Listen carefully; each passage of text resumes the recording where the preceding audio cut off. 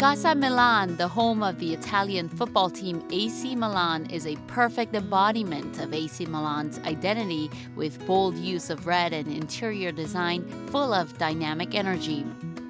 Here's Compound Lamborghini, a landmark of Bologna. It's as admired as the luxury sports car from which it takes its name. What about these chairs which take their shapes from human bodies and faces? It's as if sculptures from ancient Greece met contemporary wit. Fabio Novembre is the name behind all these striking designs. Architecture, interior design, and collaboration with brands, his world of creativity knows no bounds. Most recently, he's put on another hat as educator at the renowned Italian design school Domus Academy. This week, the interview meets the designer Fabio Novembre to share his take on Italian design.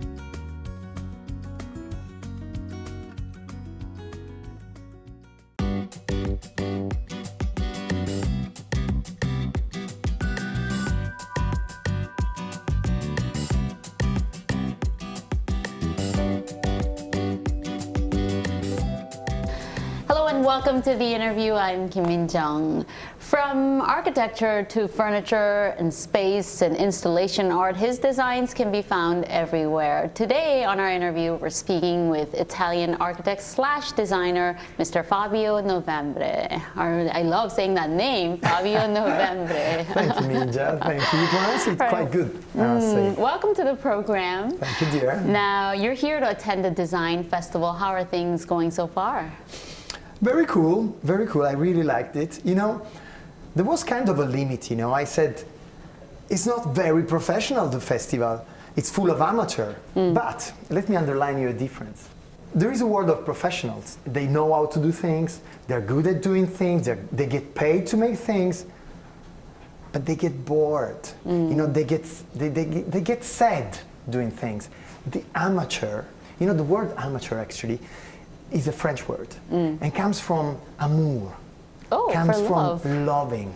So an amateur literally means who that loves. Wow. Is it beautiful or not? I didn't know. And that's why all my life I always said, I don't want to be a professional. I want to be an amateur. And so the fact that he was full of amateur, I loved it. All right. I loved it. It was beautiful. You know, too much professionalism all over the world. Let's try to be amateur. Let's try to get that root.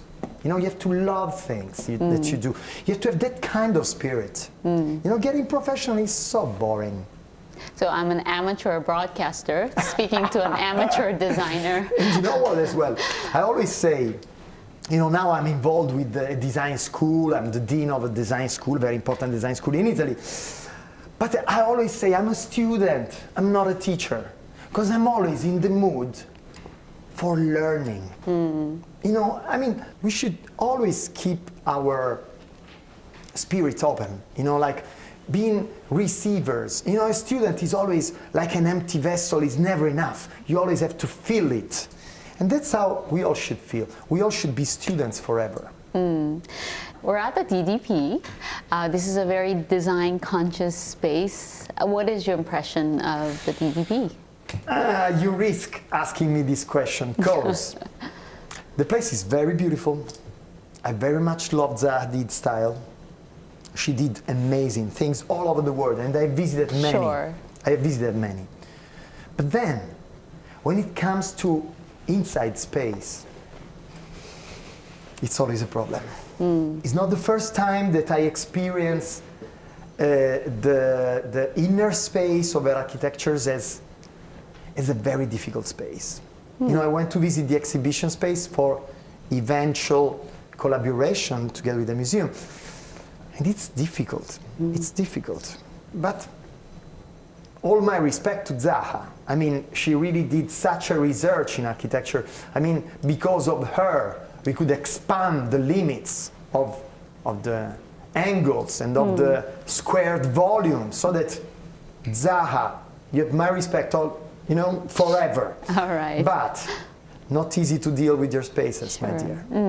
Obviously, you notice different things as an architect and designer compared to, I guess, the rest of us. For me, the context is always very important. You know, architecture is all about the context. I mean, we are here. You know, the Latin used to say hic et nunc, which means here and now. This, for me, is the recipe of life. Here and now. We are here, right. And now is now. That's philosophical too. Now, what do you notice when you enter a new space, new people, new environment? What are some of the things that catch your attention? When I get in a space, I feel the energy, I can measure it, I feel the energy. And that's why I kind of take control of it. That's why I can sculpt it. I can give a shape to it. So that being in control of the space is essentially what it means to be an architect, you know? You are in control of the volumes, you can get them you from all points of view, you know, all the perspectives, you know, you don't just stop at one vision, you want to go from everywhere. And actually, that's an approach to life, I must say, you know? You cannot see things only from one perspective. You know, let me tell you a little secret. My surname is Novembre, as you know, as you said. Novembre is the name of the month, right? Sure. So, in Italy and in Korea, Novembre is cold, rainy, gray. I have 2 daughters. So I wanted to give them a heritage that was more a philosophical heritage than a material heritage. So my daughters are named Verde and Celeste. In Italian, in English, Verde and Celeste, the translation is green and sky blue. So there is nothing more different than Novembre with green and sky blue, because usually November is gray, right? It's gray, rainy, cold. But the lesson in their name, the lesson for my daughters, the lesson for the approach to life that they must have is don't stop at the first interpretation. November is gray only because you are using one point of view, the one where you were born. Go on the other side of the planet. Their mother is Argentinian, for example. In Argentina, November is spring. Oh. So the sky is always blue and the grass is always green.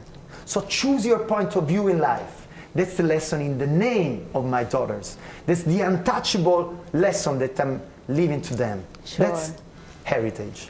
Beautiful name, beautiful meaning behind the heritage. Now, you just wrapped up a lecture titled French Fries and Italian Design. What was it about? It's a provocation, of course, as you can imagine.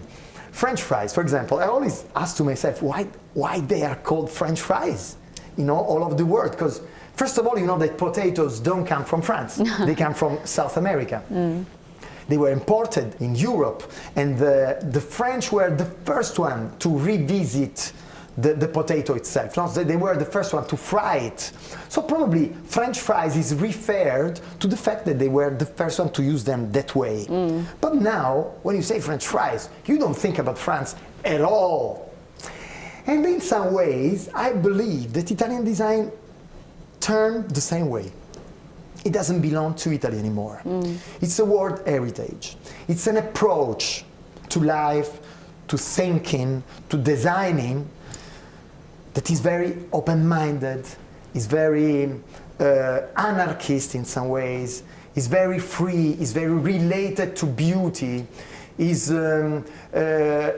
doesn't relate to the scale, because one of the big slogans of Italian design is from the spoon to the city. So basically you apply the same approach from the very small scale of the spoon to the very big scale of the city, because it's an attitude.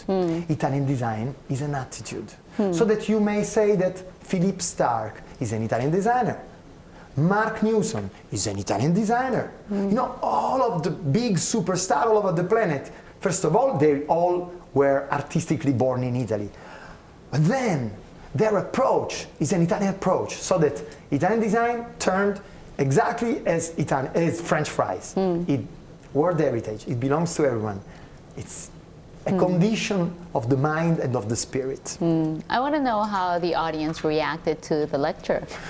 Okay, that's interesting. I spoke to the organizer. I'm quite a good speaker in public, and I relate to my audience. I can see when they get bored, so that I interrelate with them strongly. But in the end, Nobody was coming to me to ask questions. The audience were very shy. And I wondered about it. I thought that the Korean feelings were more open in some ways, no? There is a sense of shyness that wondered me.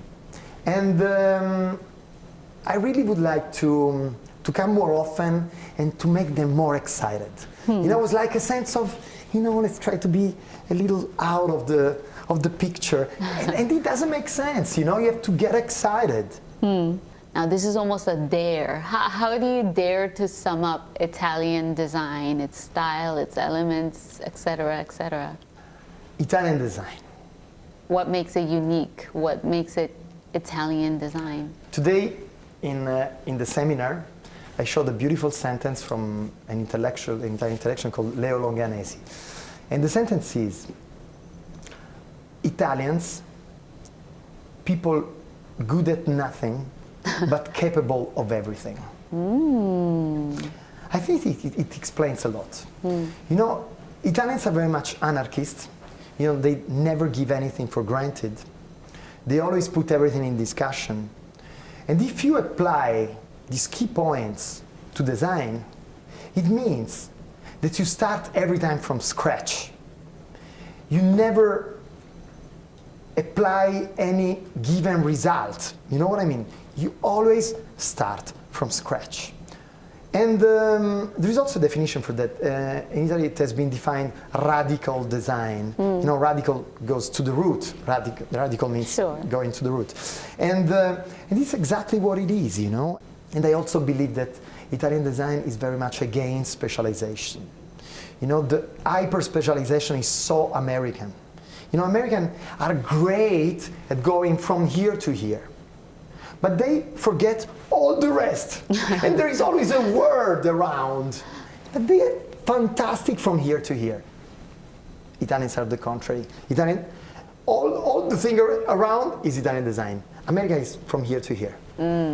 Now, how do you think Italy has earned its title as one of the world's greatest design houses, a powerhouse in the global stage? I believe that it's a geographical present, let's say, a geographical asset. Look at Italy. If you look at Italy on the atlas, on the map, and where is it located?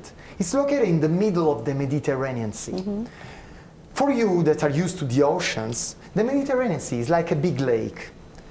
So the temperature of the sea is fantastic. You have great fish. And lots of cultures were facing the Mediterranean Sea.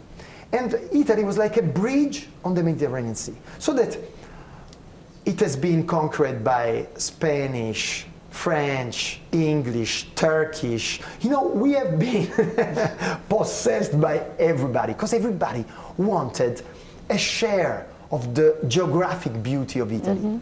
And given that there was already a geographic beauty, everybody was able to build on that magic land some amazing artifacts.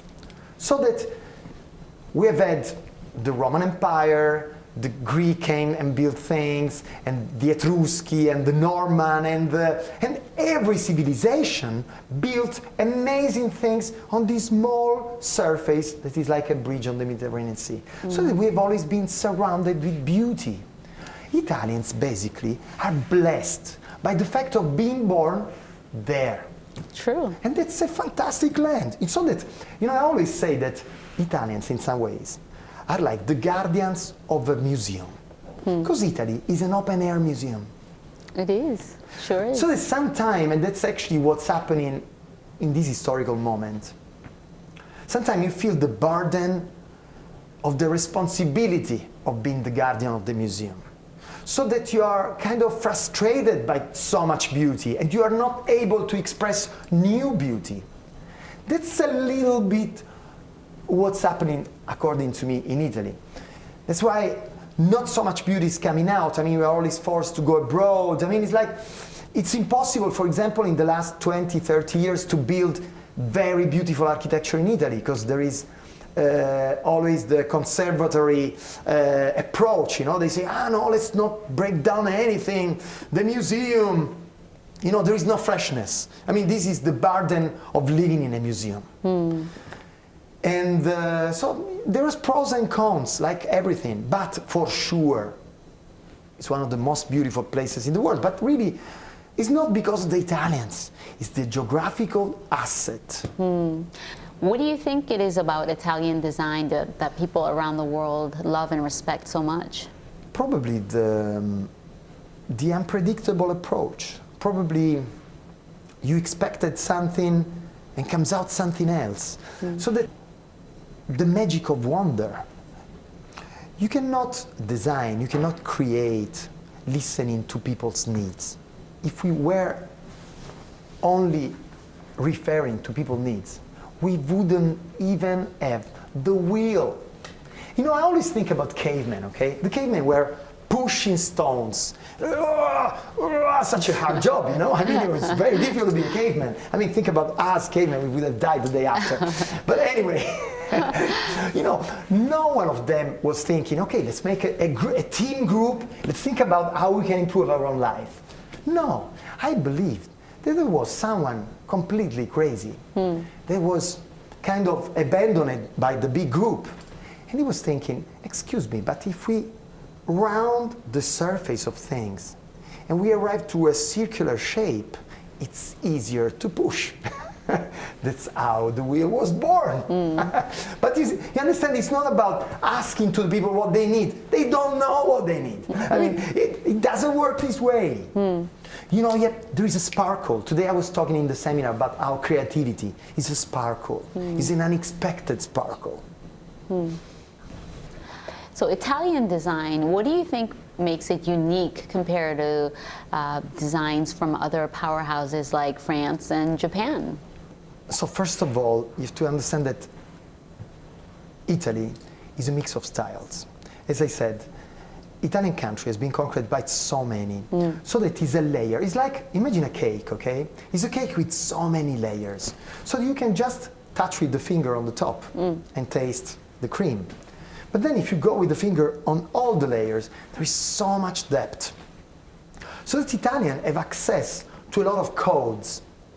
And there is not one single style. If you say Japanese design, you very much clarify which kind of style it could be. If you say Scandinavian design, you really visualize. If you say French design as well.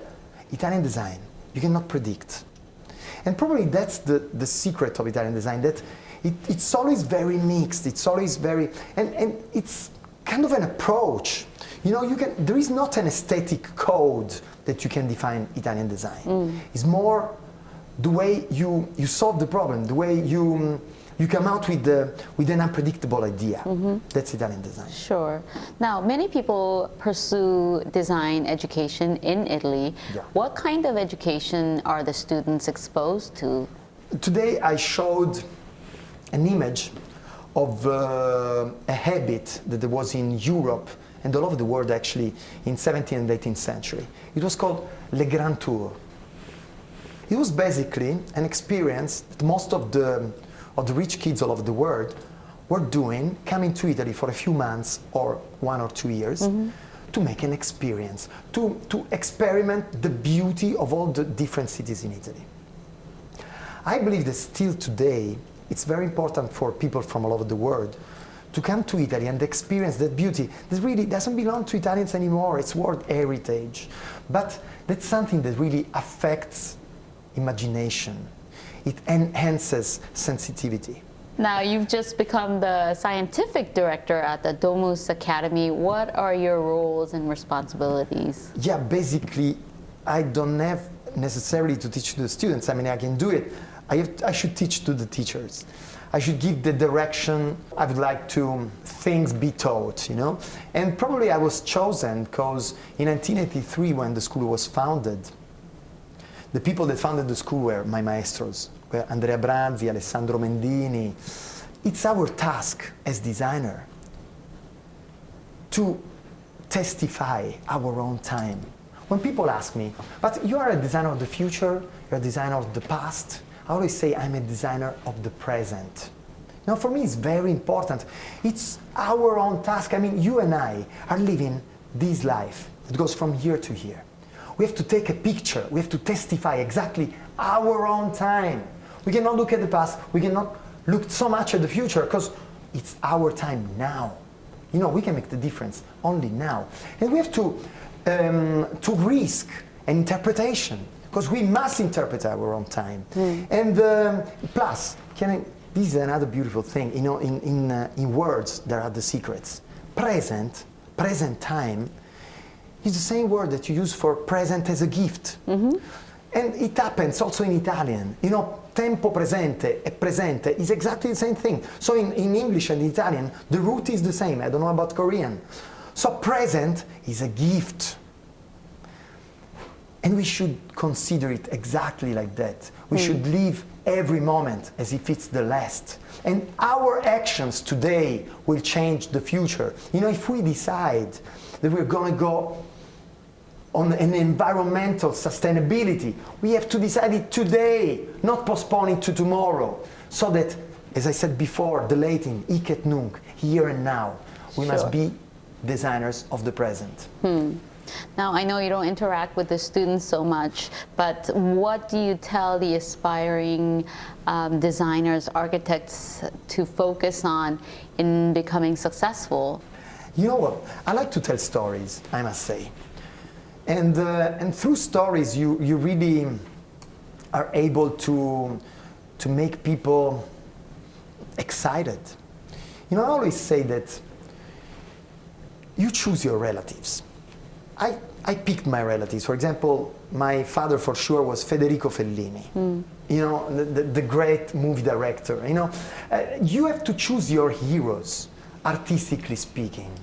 And their lives are the thing that can teach you the most. You know, you should go through history only like searching for your roots. Because there's been people that were sharing your vision and they achieved amazing things. I always say that my heroes are like the stars of my darkest nights. You know, when I feel lost, I think about them.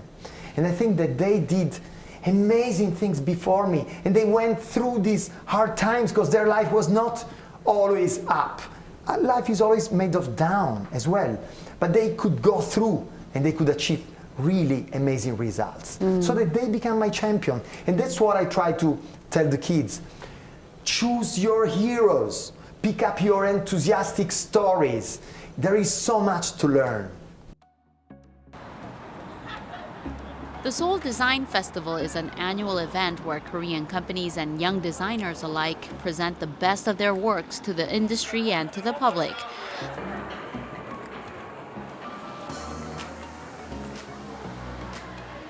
Fabio Novembre is here to give a talk at a design seminar, a perfect chance for him to get a glimpse of the Korean design scene.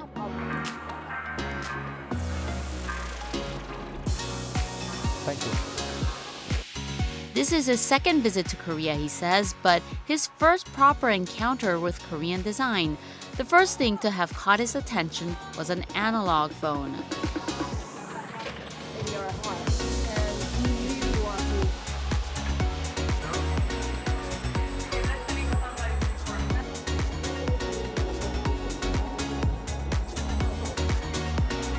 There were also works which put life back into used materials with fresh design, offering a fashion item that is also environmentally friendly. So reusing this kind of material. That's very nice.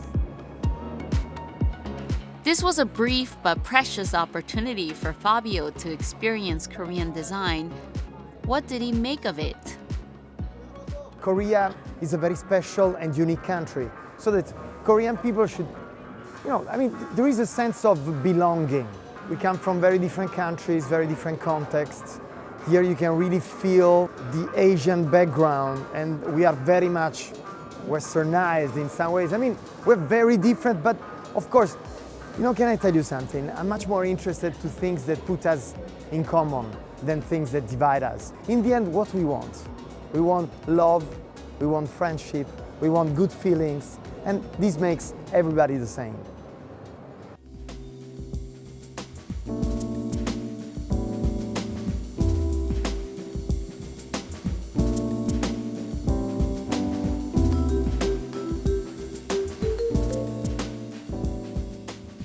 Now, you studied film at New York University. Yeah. How did learning about film directing affect your work as an architect and also a designer? So I moved to New York in 1992 after taking my degree in architecture in Milano. And I was kind of forced to do it. Because at that time, as an architectural student, either you were able to sketch and to hand-draw, and I wasn't, or you couldn't work in a studio. So that I never did any experience in an architectural studio just because I was aware that nobody would have hired me. So my very big passion beside architecture was cinema. As a student, when I was desperate, I was going to movies. You sit in the dark of a room watching the screen with just pictures and sounds, it takes you anywhere. It's like doing a trip, it's like traveling. And so cinema has always been my passion. I thought, as a student, I was able to come out with ideas. I always was able to tell stories. And so the other students were forced to draw them. So I was thinking to myself, this passion of telling stories, probably you could really turn it into making movies. But then, when I was living in New York, I bumped into my first client. She was a fashion designer, Anna Molinari. She actually was impressed more than myself by the group of friends that I was hanging out with. I was going out with Jim Jarmusch, the director, with musicians, with artists. And usually your friends, the environment that surrounds you, many times speaks for yourself as well. Sure. So she thought, Fabio, you're very cool. You're an architect, you should work for me. I need to do a shop in Hong Kong.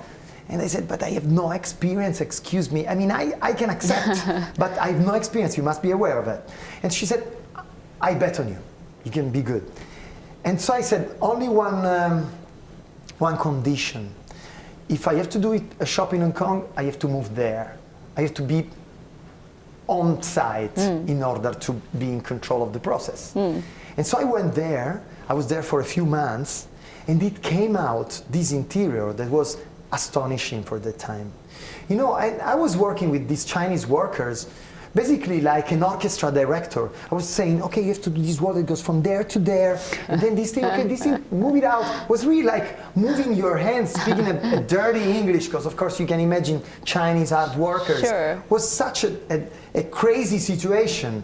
It was like they were my instruments, and I was the orchestra director. It was like actually directing a movie. Because basically, as a movie director, you do exactly the same thing. Hey, camera, sound, thing, move the thing there, okay, you can go 1, 2, 3. It was exactly the same thing. Actually found out how I could fuse my two passions together. Basically, what I realized is that I was shooting a film in 3D. Wow. I was shooting a film in space. And actually, can I tell you a secret? The way I explained my proposition to the client was handwriting. I wrote a script for how the shop would have been.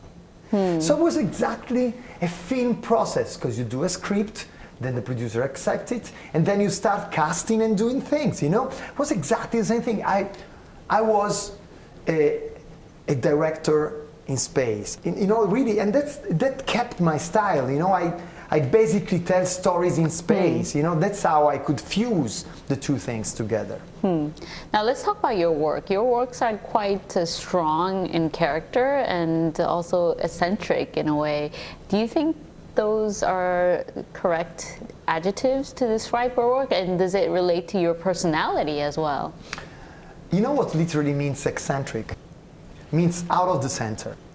I very much feel out of the center. I always like to be a little eccentric, because I like to see things from different points, to be in the center, it's like, it gets boring, you know what I mean? And for sure, I'm very much expressive, I come from a town in the south of Italy that is the capital of Baroque.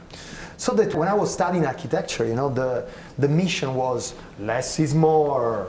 Remember, less is more. I wasn't understanding because for me less didn't mean anything. For me everything was exaggerated. Everything was baroque. So that always my work has been very expressive. And so put the two things together, a strong expressivism and a little eccentric, and actually it can define my style. Now, your furniture and space design are also very much based on the human body, I've noticed. Why? When we had to imagine gods, we gave them human figures. So there is nothing more perfect that we can think of. If we depict our gods as human beings, for sure there's nothing better, right? And I completely share this vision. Plus, as a man, I'm not only a human being, gender, man. So I love women, unavoidably. I feel like so complementary to the body of a woman. That, for me, is my main source of inspiration. It's about feeling this strong desire to reconnect to your half. Because women and men are half and half. Sure. And getting together, it recreates the original perfection. It recalls life itself. So that in the adoration, in that beauty, what I read life. I read the potential of life that is in the conjunction of the two bodies. So that basically is the love and the passion for life. I'm sure at times you face harsh criticism for your work. How do you handle negative feedback? I'm very much interested to critics, very much. I usually like better critics than people that say, bravo, bravo. Yeah? The bravo doesn't take you anywhere. But I divide criticism. When criticism is full of meaning, I get so interested. I really try to improve and to go in that direction and to understand what's the point of view. But when it just comes from pre-chosen positions, I hate that. When it comes from prejudice, I hate prejudice. I hate prejudice. And lots of people just judge us on prejudice. For example, that's really funny. 1 year ago, I was giving a lecture in the United States, in New York, actually. And I was showing my him and their chair. And some people stepped out of the room, and they went out, saying that that was women objectification. Actually, first of all, the chair is made with the male body and the female body, both, so that it's balanced. But then how can you call a chair with the shape of a naked body women objectification? It's such a superficial criticism. It's such a stupid, blind prejudice that in that case, I totally ignore them. You know what I mean? It's like, so that there are criticism and criticism. Even to be critical, you have to be cultured, you have to be sophisticated. And if you have a sophisticated criticism, I become your best friend. I'm sure you faced a number of challenges along the way. How do you overcome hurdles in life and in your line of work? Obstacles are part of the path. Today I was giving an interview and they were saying, what does it mean researching? And I was giving them a vision. I was saying, imagine an explorer in the forest, okay? If he chooses to go on an ordinary path, the road is there. It may be a little narrow, but someone else already prepared it for you.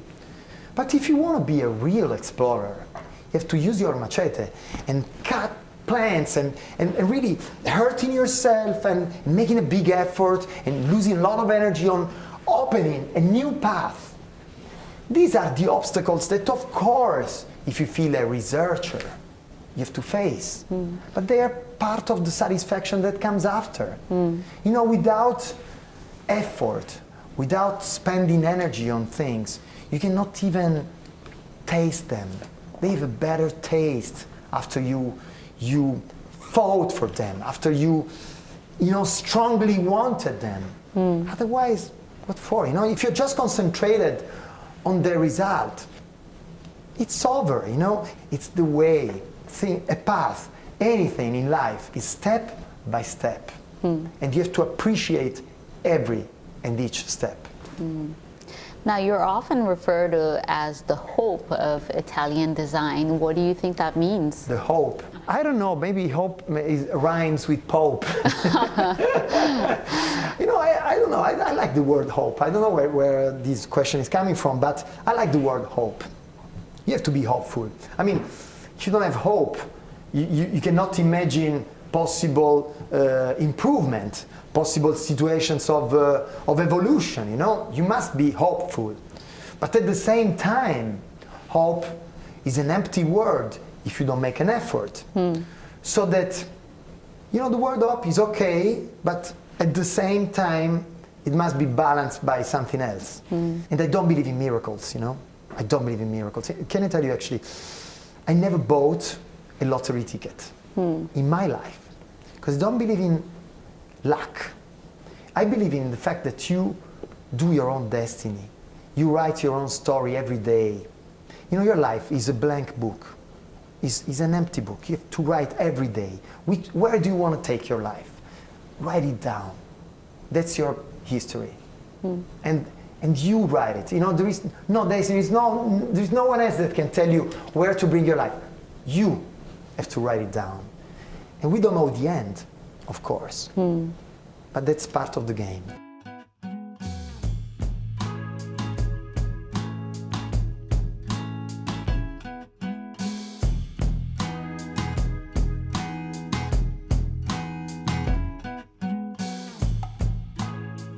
We live in a world where some parts of the world still lack basic necessities. Do you think good design still has a role, a place in a world like today? Of course it does. Of course it does. And I admire the colleagues that are able to work on those fields. There are some. We were all born with different roles. For example, I realized that I'm not that kind of designer. If I had to move to Africa to help, I would only put my personal hands. My approach to design doesn't belong to that kind of level, I'm a researcher of beauty. I'm an expert of beauty. I can work only on a mature society. But, in the beginning I was blaming myself for that. I was thinking, Fabio, how is it possible that you cannot give your effort for that? And I arrived to a conclusion. All of us have different roles in life, seriously. I mean, I'm good at other things. There is Shigeru Ban, this kind of people. Olafur Eliasson is doing amazing things. Ai Weiwei, they're doing amazing things with the refugees problems, with lots of main problems. But I'm not that kind of creator. I'm able to produce beauty. And let's not consider beauty as superficial. I'm sick and bored of listening that beauty is superficial. That in the classic disciplines, ethics and aesthetics were taught together at the same time. So that you have to give beauty to people in order to feel themselves better. It's true that food is a primal need, but after eating, you need to be surrounded by beauty. The beauty in the face of your partner, probably, in the face of your children, probably. Then there is all the rest. And we have to work on it, because only building a beautiful world, it can be even a more ethical world. So that I accepted my limits. And I play in my role. I always like to use the football metaphor. If you play as a defender, it's not the same as playing as a striker. So choose your role, but play at your best. I'm playing at my best in my role. Sure. Now, what are your thoughts on things that are beautiful but impractical, and vice versa? If you think that in India there is some sadhus that sleep on beds made of nails, so that what's practical? Let's talk about it. I mean, in lots of cultures, they don't sit like us now. They sit on the ground. They think that sitting like this doesn't make sense. So what is practical on this planet? There is lots of interpretation of practical. There is also lots of interpretation of beautiful. So that, let's try to put the two things together, because beautiful and practical, basically, they have to go together. You know, I always say that you have to use the shape as a vector of content, because you cannot work only on the shape of things. I mean, the beauty of the shape for me doesn't mean anything. It's a vector for a message. I always believe that each of our jobs here, yours, mine, and the crew here that is filming us, all of us use our job as a message to deliver to the world. Even if you just bake bread in the morning, that beautiful smell and the softness of the bread and the taste is a message of beauty to the world. Each of us has to think about what he does as a delivery of beauty. And that's what I try to apply in my everyday life, you know? I mean, that's what we all should do, basically. We consider jobs like medium of communication. What is a bad design to you? When I don't see any harmony. I often use the word harmony. Harmony is when things balance, you know, when you put things together and they find a way of being complementary, you know. For example, I was showing today during the lecture a sofa that I designed. Basically, I designed one module that cannot stand by itself. It needs at least another one. So in order to stand and to be used, you cannot use one, even if I designed one. You have to buy two. But then you can apply the third, and then you can apply the fourth, and the fifth, and the sixth. And it becomes like a DNA chain that is able to embrace, to contain. That was my idea of a sofa. Something endless, something that can embrace. So that you see that there is harmony in that. There is a positive message. There is beauty in the gesture.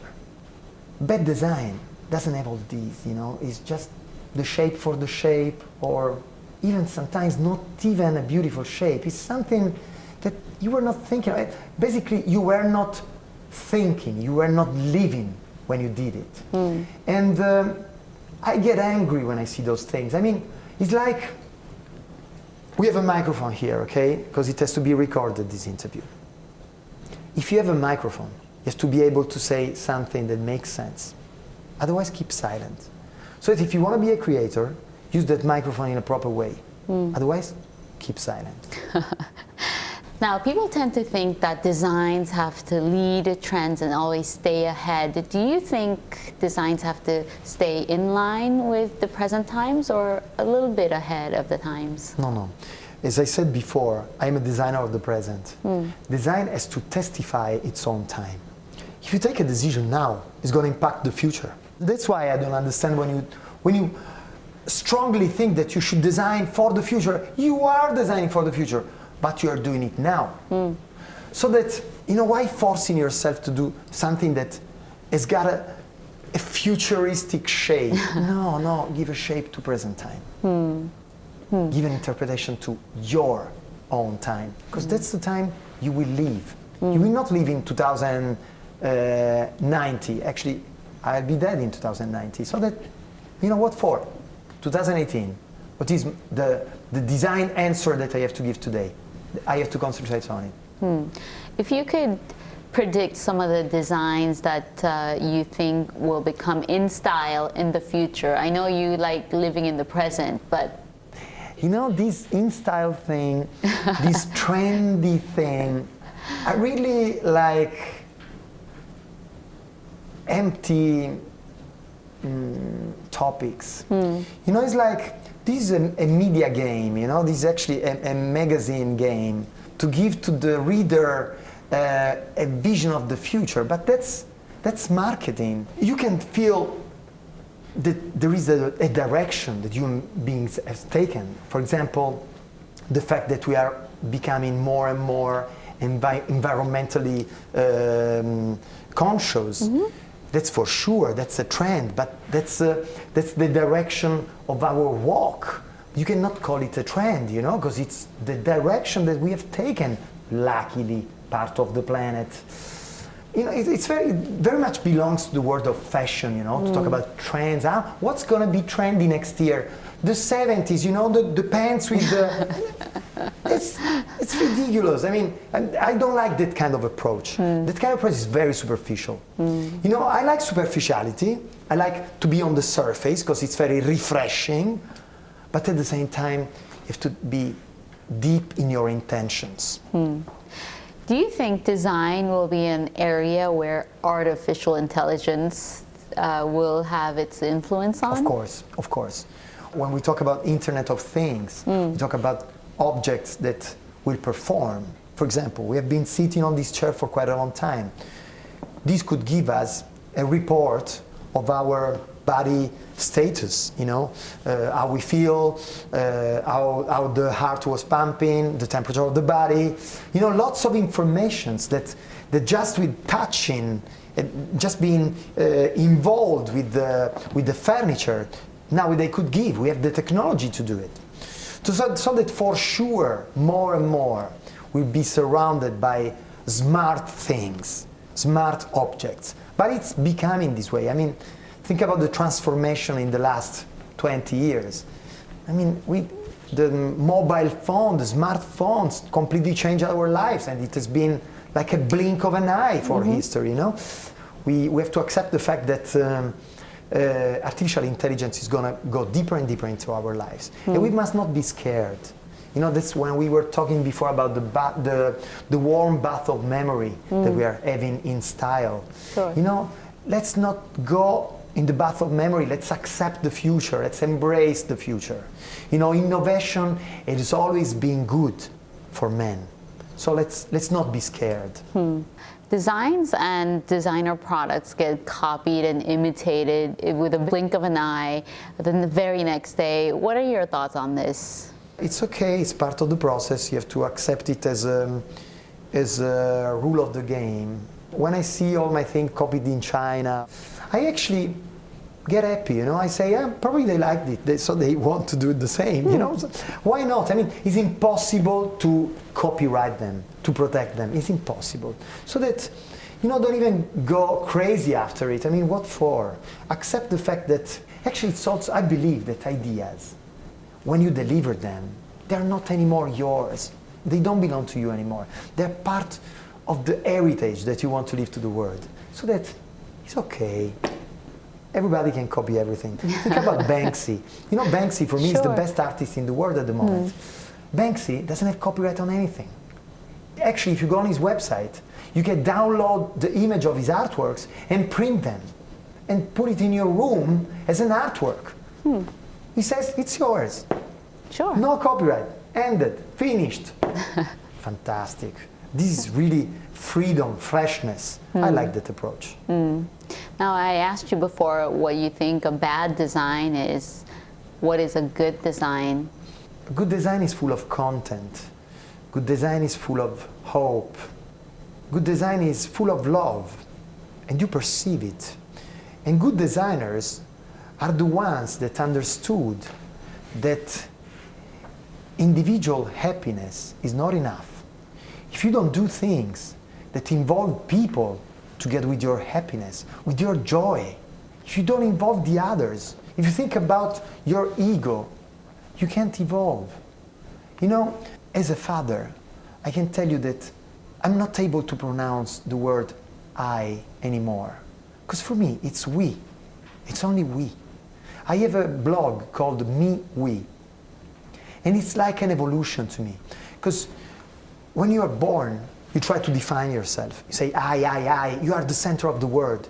But as soon as you grow up, you understand that, first of all, finding a partner, you know, you share with another person. Then you become a father, you share with your kids. And then you share with the world. This is the real evolution of human being, sharing. You know, so a good designer is a great sharer. Now, how do you think design affects us in our daily lives? Let's define design. design is the capability of human being to modify conditions around them.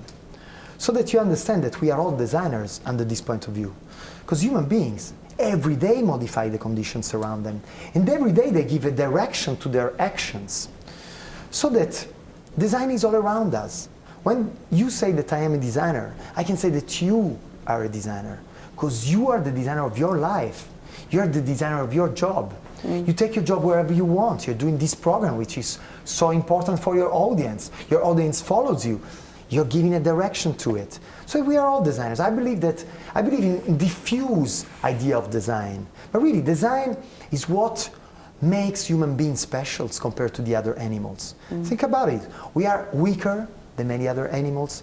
We are shorter, less powerful, whatever. But we were able to go on the peak of the evolutionary pyramid. Why? Because we are able to design.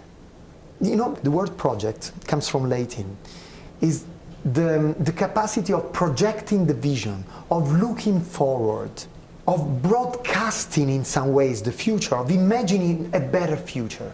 That's what human beings are good at. And they do it in group. You know, what I love about cinema and about architecture, that it's always made by many people. You know, this program is not only made by you and I. There is all a crew around us that the audience cannot see, but it's a teamwork that gives result. That's the beauty of human beings. That's the beauty of design. You don't do anything by yourself. You know, take your ego apart. You have to think in terms of collectivity. Now, as we wrap up the interview, if you could share with our viewers some of your future plans that you have for yourself. You know, I'm 52 years old. I feel ready for a bigger scale. I told you before that the slogan of Italian design, Italian architecture, has always been from the spoon to the city. I did a lot of spoons. I'm ready for the city. I want to go on the bigger scale. I'm designing architecture all over the world. I hope to be in the condition of doing it in Korea as well, because I love this country. I really love this country. I must say that I can say that from the outside, Korea is one of the most interesting countries in the world, because it's a great balance between tradition and innovation, and seriously, it's so fascinating from the outside. You should be aware of it, and I really hope I can do much more things with in relationship with you people. All right. Well, thank you so much for your time. Thank you for hosting me, great and it was great time with you. Great Thank you very much. conversation. Fabio Novembre, he's not only an architect and designer, but he's also a lecturer, a philosopher, and a man of many visions and beliefs. We'll be back next week with another guest. Thank you so much for watching. Bye-bye.